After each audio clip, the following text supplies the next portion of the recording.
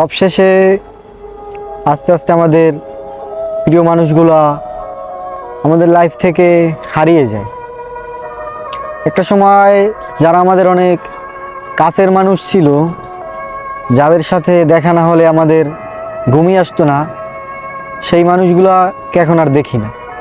যাদের সাথে কথা না বললে ভালোই লাগতো না, সেই মানুষগুলোর সাথে অনেক দিন হয়ে গেল কথা হয় না।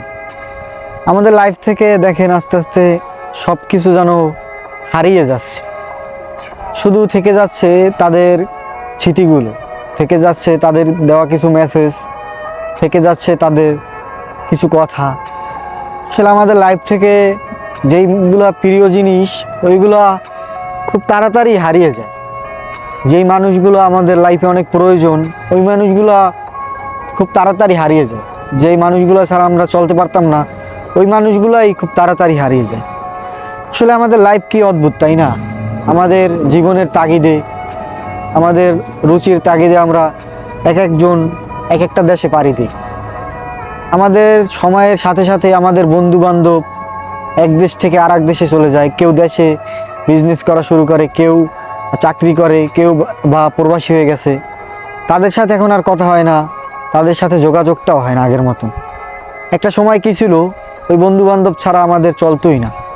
আমরা দেখেন না খেয়েও আমরা তাদের সাথে আড্ডা দিতাম, আমরা তাদের সাথে খেলাধুলা করার জন্য দেখেন স্কুল ছুটি হলেও কিন্তু আমরা বাড়ি না ফিরেও আগে তাদের সাথে খেলাধুলা করতাম।